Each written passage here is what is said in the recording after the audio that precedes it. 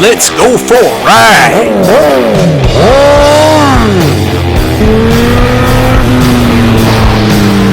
You are watching CycleCruza's all-in-one motorcycle channel. Subscribe today. For those of you that want to keep your motorcycle as reliable as possible, in my opinion, what you need to do is keep your bike as factory as possible without adding any engine modifications. Don't add any electrical modifications.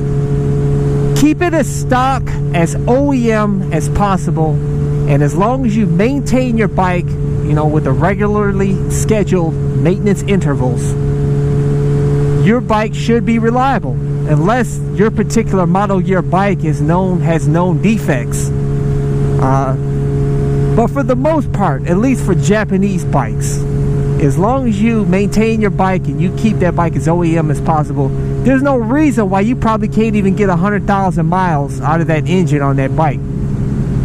You know, it's when you guys add modifications like the Power Commander. Not to say that the Power Commander is really bad, but what happens, and it doesn't happen often, at least from my experience on the forums, is that if the Power Commander does go bad, your bike will go bad. So if you have a Power Commander and you're having problems with your bike, check the Power Commander first to see if that's faulty or not. A lot of times that's a problem. But in my opinion, that's why I chose not to go with the Power Commander. And I just wanted a slip-on that was specifically made for this bike that I have. And on the, should I say, on the Fireblade, not on this bike. This bike came with the Two Brothers slip-on, but doesn't have the Power Commander. But I have over, 22,000 miles on this bike, and this bike has been fantastic. It averages like anywhere from 44 to 47 miles per gallon. I've had absolutely zero trouble out of this bike without a Power Commander. But what I hear on the Fireblades, at least the 2000 and newer Fireblades, that if you get some of the slip-ons do require fuel remapping, you know, such as the, you know, using the Power Commander.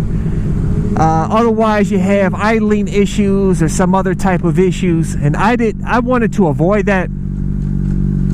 But I didn't want to go with the Power Commander. That's why I went with the Hyper-Flo, because the Hyper-Flo slip-on exhaust was specifically designed for the 2008 and newer Fireblade, and a couple other models too.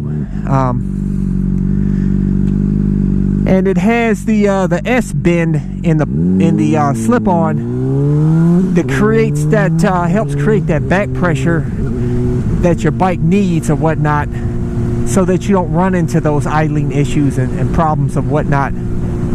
But I've had the Hyper-Flo on my bike for a while now, and I've had on the Fireblade, and I haven't had any problems at all.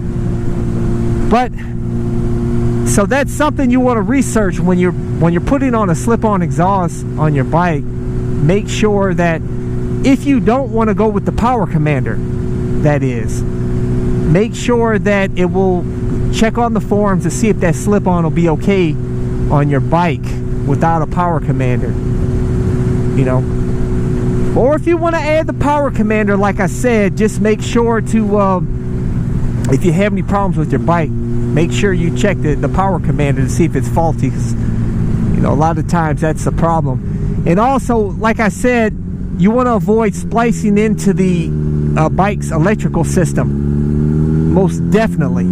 If you don't want electrical gremlins, you know, having problems, the bike starting up, or some other type of weird issues that go on, you know, as far as electrical system, in my opinion, don't splice into the wire system at all, because this electrical system for your bike is specifically designed to handle certain loads, and you know, and when you cut into that and you start adding these other electronics and stuff, man, it can alter that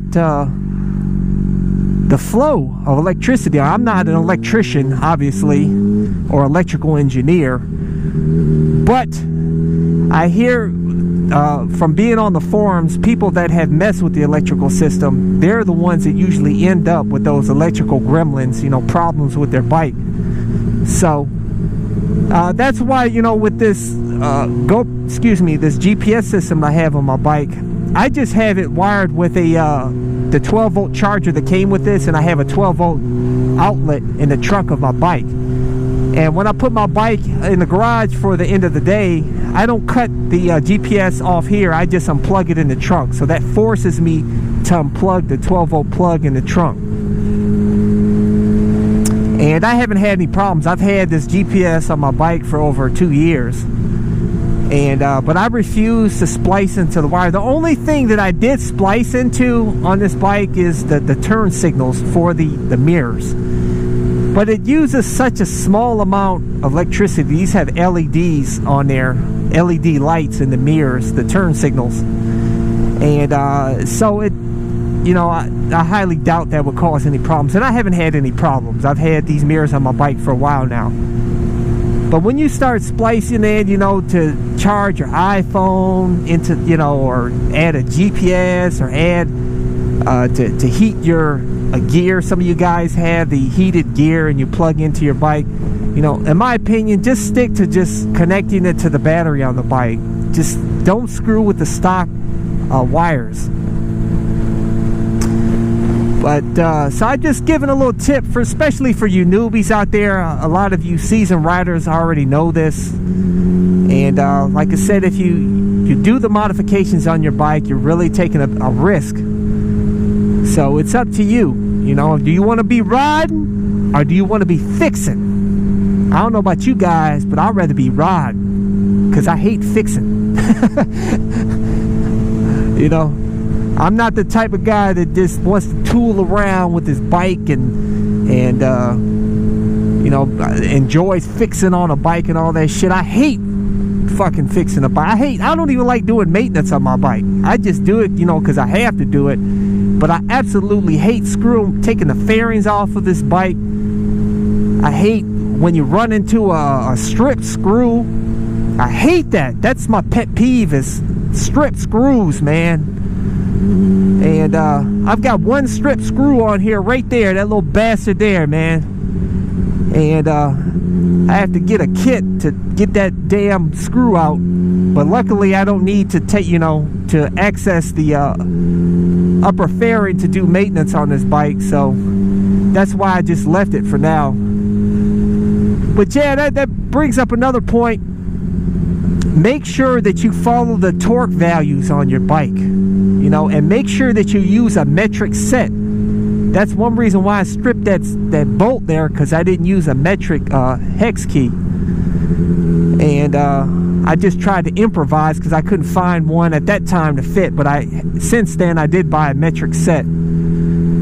But yeah, definitely follow those torque values, guys. And if you don't have a service manual for your bike, get one. And I recommend getting one in PDF form, because you can just print out whatever job you want to do instead of taking a whole book and getting grease and oil on it and shit. You can just easily print the job out from your computer and do the work, and bada boom, bada bang. This dude got a bumper on his ass, man. Shit.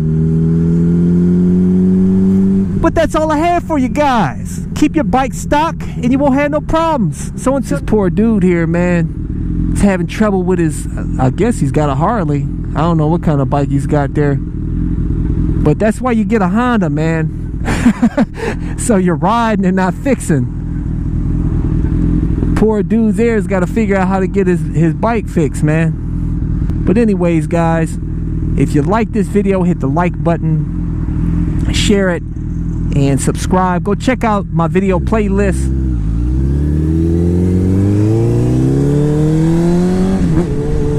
Go check out my video playlist over at CycleCruza.com. Click on the tab My Videos, and it'll have all my playlists to all my videos, especially for you new riders. I've got a playlist just for you titled New Riders. And so go check that out and get riding. Links to all items shown in this video are located in the info section of this video. Thank you for watching, and until next time, I'll catch you guys later. Welcome to CycleCruza's Click to Go links. Just click on the pictures below to go to my recommended videos and my social media sites. Also, don't forget to visit my blog and store at CycleCruza.com. If you have any trouble clicking on these links, they are also provided in the info section of this video. Thank you, and subscribe today. Guys, check out my new channel where I talk about anything and everything, not just motorcycle related. CycleCruza Motovlog.